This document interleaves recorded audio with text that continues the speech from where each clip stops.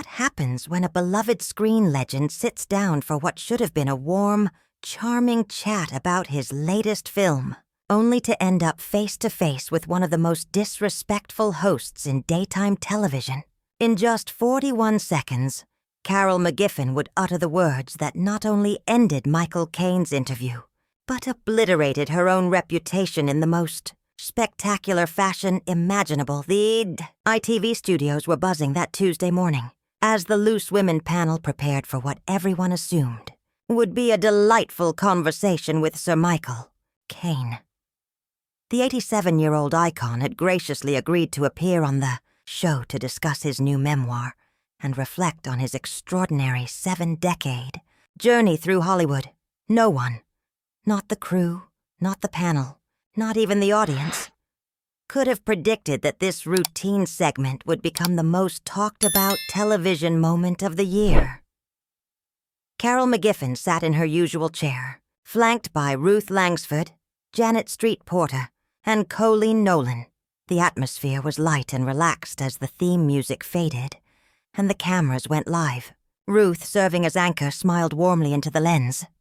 "Good morning, and welcome back to Loose Women. We are absolutely thrilled to be joined by the one and only Sir Michael Caine." "Michael, thank you so much for being with us today." Michael Caine, impeccably dressed in a navy suit and exuding effortless class, nodded graciously. "My pleasure. Ruth, always lovely to be here with you ladies." The discussion began smoothly. Ruth asked about his new book, his early struggles in London, and his thoughts on the state of British cinema. Michael spoke with charm and clarity, sharing stories of his journey from Maurice Micklewhite to one of Britain's most cherished actors. The audience was mesmerized. "You know," he said in that unmistakable voice, "when I started out in the 1950s, nobody wanted a Cockney accent on screen. They said it wasn't proper enough for a leading man. But I believed working-class stories deserved to be told, too." Janet Street Porter nodded. "And thank goodness you did, Michael. You opened doors for so many actors who came after." "That's very kind, Janet. I've always believed that if you work hard and stay true to yourself, good things will come." Colleen jumped in next. "Michael, you've worked with some incredible leading ladies. Who stands out as particularly memorable?" Michael's face lit up. "So many. Maggie Smith, Julie Walters, Helen Mirren, Judi Dench. I've been very fortunate." That's when Carol McGiffin, who had been unusually quiet, leaned forward. There was an unmistakable sharpness in her tone. "That's all lovely, Michael, but can we talk about something a bit more interesting? I mean, we've all heard those stories before." Ruth's eyes snapped toward her, cold, warning, incredulous. The studio fell silent. Michael raised an eyebrow, dignified as ever. "I'm sorry, Carol," he said politely. "I'm not sure what you mean." Carol smirked. "Well, let's be honest. You're nearly 90, right? Don't you think it's time to step aside and let younger actors have their moment? I mean, how many more films do you really need to make?" The panel froze. Ruth's jaw dropped. Janet stared in stunned disbelief. Colleen actually gasped. The audience, moments earlier warm and laughing, fell into a suffocating silence. Michael stayed composed. "Carol, I'm not sure age should determine whether someone continues to work at something they love. I'm still healthy, still passionate, and thankfully, directors still hire me." But Carol wasn't done. "Come on," she pressed, louder now, bolder. "Surely you realize you're taking roles away from younger actors who need the work more than you. You've had your time in the sun." Ruth tried to intervene. "Carol, I think that's quite enough. Michael is our guest and—" No, Michael said gently, though with a new steel in his voice. "Carol is entitled to her opinion, even if it's rather poorly expressed." Carol's cheeks flushed. Instead of backing down, she doubled down. "Poorly expressed? I'm just saying what everyone's thinking. These old actors hanging on past their sell-by date. It's embarrassing." Janet snapped. "Carol, what has gotten into you? This is completely inappropriate." "Is it, though?" Carol hissed back. I'm tired of pretending everything these old has-beens do is brilliant, just because they used to be famous. Michael Caine hasn't made a decent film in years. The tension in the studio was now suffocating. Camera operators exchanged panicked glances. The floor manager hovered nervously off stage. The panel, once relaxed and chatty, was suddenly frozen, desperate to figure out how to salvage what had become a live broadcast catastrophe. Michael Caine sat perfectly still, hands folded in his lap, expression unreadable. When he finally spoke, his voice was calm, dignified, and heartbreakingly restrained. "Carol, I'm not sure what has prompted this hostility. I came here today to have a pleasant conversation about my work and my life. If you're not interested in that conversation, perhaps it would be better if I left. Any reasonable person would have taken that lifeline. Any rational host would have apologized, softened, or at least changed course. But Carol McGiffin was about to prove she was not that person. Instead of stepping back, Carol leaned into her chair with a look of pure arrogance. Oh, please, don't try to make me the villain. I'm just being honest about what everyone else is too polite to say." Ruth Langsford tried desperately to intervene. "Carol, I really think we should move on." "No, Ruth," Michael said quietly, eyes locked on Carol. "Let her finish. I'd like to hear exactly what she has to say." Carol's smirk widened. She was enjoying every second of the train wreck she was creating. "Fine. You want honesty? You're a relic, Michael. Your acting is outdated. Your films are boring. Watching you try to keep up with modern cinema is like watching a pensioner try to use a smartphone. It's painful and embarrassing." The silence that followed was so heavy it felt physical. Even the camera operators stopped moving. Janet Street Porter had gone bone white. Colleen Nolan sat with her hand over her mouth in disbelief. Michael didn't flinch. He simply waited, then answered in a voice that sent a chill through the studio. "I see. And you feel qualified to make this assessment based on what, exactly? Your extensive experience in the film industry?" Carol laughed, a harsh, joyless sound that echoed across the silent set. "I don't need to be in the film industry to recognize when someone has overstayed their welcome. I'm a television presenter, Michael. I know entertainment, and you are not entertaining anymore." "Carol, stop this right now," Ruth snapped, her polished composure finally cracking. "This is completely unacceptable." But Carol was drunk on her own cruelty now. Am I wrong, though? When was the last time Michael Caine made a film anyone actually wanted to see? The Dark Knight?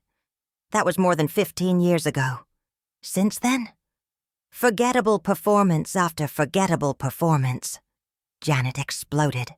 "How dare you speak to Sir Michael like that? He's a knight of the realm. He's won 2 Academy Awards." "Oh, spare me," Carol scoffed, waving a dismissive hand. "Titles and trophies from ancient history. What has he done lately that matters? What is he contributing to cinema now, besides taking up space that could go to someone with actual talent and relevance?" Michael slowly placed his hands on the arms of his chair and stood. "I think I've heard quite enough." "Have you?" Carol shot back, voice rising. "Because I'm not finished. You want the truth? You keep making films because you can't stand being irrelevant. You're clinging to fame like a drowning man clings to driftwood. And it's pathetic."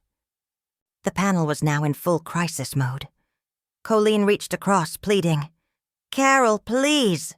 You need to stop." Carol jerked away. "Don't touch me, Colleen. Someone has to say it. We're all expected to bow and clap and pretend every old actor is still brilliant just because they used to be. That's not the real world." Michael straightened his jacket, jaw tight but posture regal. "Ladies, thank you. Ruth, Janet, Colleen, it's been a pleasure as always. He turned to leave, but Carol wasn't done destroying herself. That's right, Michael. Run away? That's what people your age do when they can't handle the truth. Shuffle off and pretend the world still revolves around you, the audience erupted. Ruth shouted, Carol! Janet looked ready to physically restrain her. Angry voices rose from the crowd. Michael paused, one hand resting on the back of his chair. For the first time, his composure wavered. Then slowly, he looked back at her. You know, Carol, in all my years in this business, I've worked with difficult directors, impossible co-stars, egotistical producers, but I have never, not once, encountered someone with such a complete lack of basic human decency. Carol's face twisted. Basic human decency?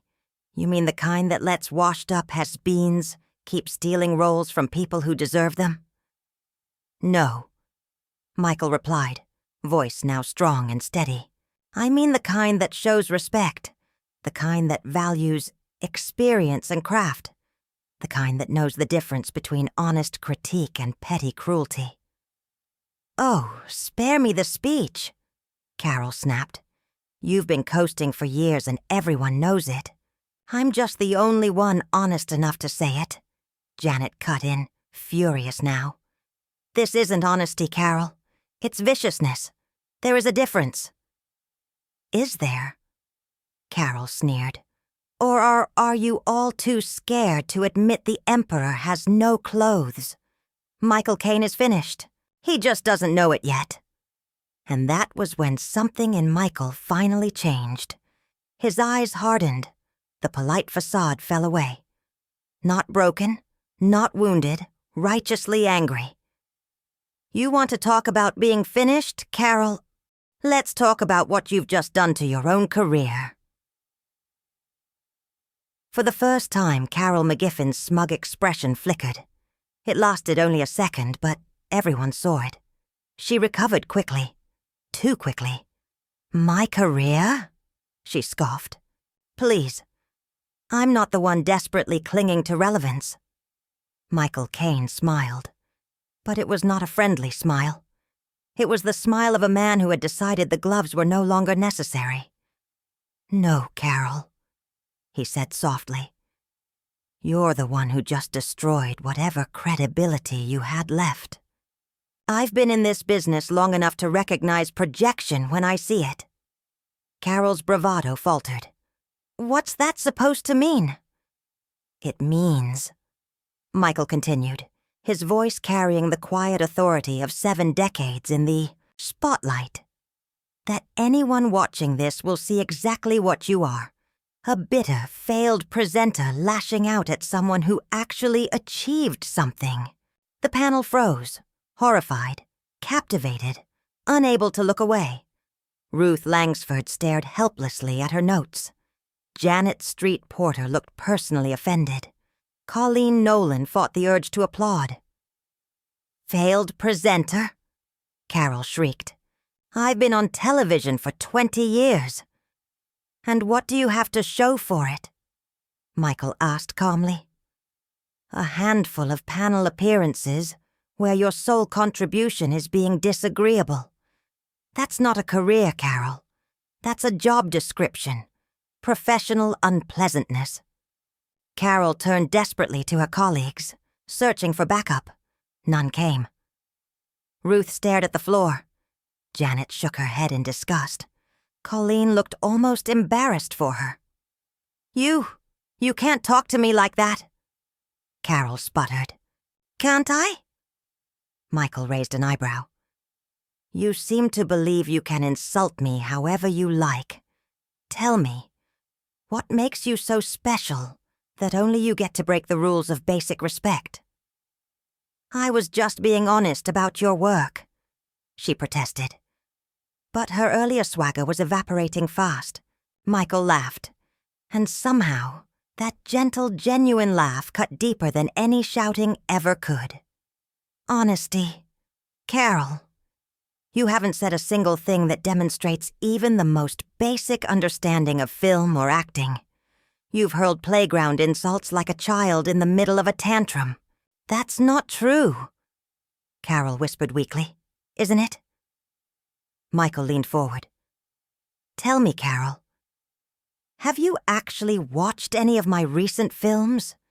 Can you name the last 3? Can you point to a single performance and explain specifically what you found lacking? Carol opened her mouth. Nothing came out, not a word. The silence became unbearable. I thought not, Michael said, satisfied. Then to the studio and the audience. This is what happens when someone confuses having opinions with having knowledge. He gestured toward Carol without even looking at her. She doesn't know my work. She simply thought attacking me would make her seem relevant or edgy or, God help us, interesting. Ruth finally found her voice. Michael, I am so sorry. This is not how we do interviews on this program. Michael's expression softened as he turned to her. Ruth, you have nothing to apologize for. You, Janet, and Colleen have been professional and courteous. This reflects on Carol, not on you or this show. Carol felt the shift. She was alone now, and she knew it. So you're all ganging up on me? She snapped. Janet exploded. Oh, don't you dare play the victim! You spent 10 minutes verbally assaulting our guest for sport. What exactly did you expect would happen? I expected an honest conversation, Carol muttered, but the venom was gone. All that remained was panic. Michael picked up his jacket with effortless composure. Let me leave you with something, Carol. Free advice from someone who has actually earned a career. Honesty requires knowledge. Critique requires respect. And conversation, real conversation, requires humanity. You've shown none of the above. Carol grasped for one last line. Go on then. Leave. Prove I'm right. That you can't handle criticism. Michael paused, jacket in hand, and looked at her with heartbreaking clarity. Carol, what you did here today was not criticism. It was a public display of your own character. And frankly, it wasn't a flattering one. He turned to the panel. Ruth, Janet, Colleen, thank you for a lovely morning. I'm sorry it ended this way. He began to walk off. Carol lunged for one final jab. That's right, Michael. Walk away, just like I said you would. Michael stopped, turned, and delivered the final blow. Calm, devastating, unforgettable. Carol, I'm not walking away from criticism. I'm walking away from cruelty. There's a difference, though I suspect you'll never understand what it is. With that, Sir Michael Caine exited the Loose Women set, head high, dignity unbroken, legacy intact. The cameras kept rolling. Carol McGiffin sat in stunned silence, finally grasping the scale of her self-inflicted disaster. Ruth Langsford looked into camera 1 and forced out the only word she could manage. We'll be right back, after the break. But everyone in that studio knew a commercial couldn't fix this. In 41 seconds of arrogance and cruelty, Carol McGiffin revealed exactly who she was, and no amount of spin would ever rewrite what the audience had witnessed. Michael Caine entered that studio a respected actor. He left as something even rarer, a man who showed grace under fire and reminded the world what true class looks like.